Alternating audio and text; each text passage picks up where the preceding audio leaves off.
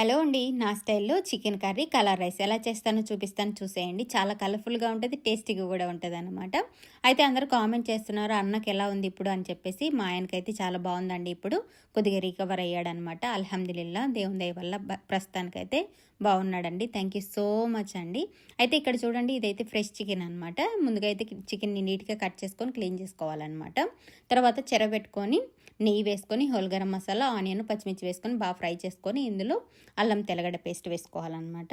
అది కూడా బాగా ఫ్రై అయిన తర్వాత ఇందులో బాగా పండిన టమాటాలు ఉంటాయి కదా ఎర్రగా ఉన్నటివి, అవి వేసాను. రైస్కి అయితే బాగుంటాయి అని చెప్పేసి కలర్ఫుల్గా.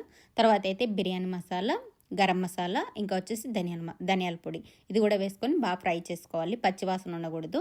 తర్వాత కొత్తిమీర, పుదీనా ఇది కూడా వేసుకొని ఫ్రై చేసుకున్నాను. కొద్దిగా నేను ఫుడ్ కలర్ వేసాను. మీరు కావాలంటే వేయండి, లేదంటే అవాయిడ్ చేయండి. ఇవైతే మటన్ ఉడికించిన వాటర్ అండి. నేను ఇంట్లో ఉంటే వేసాను. మీరు ఉంటే వేయండి, లేదంటే లేదు. తర్వాత రైస్ వేసుకొని సరిపడా ఎసరు, ఒక గ్లాస్కి 1.5 గ్లాస్ వాటర్ అయితే పడుతుందండి. ఎసరు వేసుకుని నేనైతే అందాజుగా వేసేస్తానమాట.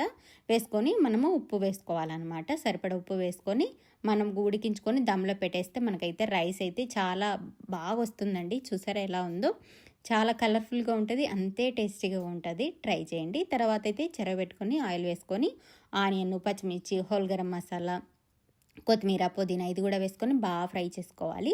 తర్వాత అల్లం తెల్లగడ్డ పేస్ట్ కూడా వేసుకొని ఫ్రై చేసుకొని బాగా, అంటే మనకు పచ్చి వాసన అయితే ఉండకూడదు, బాగా ఫ్రై అవ్వాలి, తెలిసిపోతుంది మనం చేసేటప్పుడు. తర్వాత అయితే టమాటా ముక్కలు ఇది కూడా వేసుకొని బాగా ఫ్రై చేసుకోవాలన్నమాట. ఇందులో పసుపు, చిల్లీ ఫ్లేక్స్, ఇంకా వచ్చేసి ఉప్పు ఇది కూడా వేసుకొని ఫ్రై చేసుకొని ముందుగా క్లీన్ చేసుకున్న చికెన్ పీసెస్ వేసుకోవాలన్నమాట. చికెన్ అంతా వేసుకొని బాగా అంతా కలిసేలాగా కలుపుకుంటూ ఫ్రై చేసుకోవాలి మనం చికెన్ని. ఈ చికెన్లోనే మనకు వాటర్ వచ్చేస్తాయి అన్నమాట గ్రేవీకి సరిపడా. తర్వాత ఇందులో కొద్దిగా మగ్గాక చికెను, కారపొడి, ఎక్కువ చికెన్ కాబట్టి నేను 3 టేబుల్ స్పూన్ కారం వేశాను. ఇంకా ఒక ప్యాకెట్ చికెన్ మసాలా వేశాను, గరం మసాలా వేశాను, ధనియాల పొడి వేశాను, ఇంకా కొబ్బరి పొడి. నేను కొబ్బరిని ఫ్రై చేసి మిక్సీ పట్టి పౌడర్ లాగా స్టోర్ చేసుకుంటాను అనమాట. అదే 2 టేబుల్ స్పూన్లు వేసాను.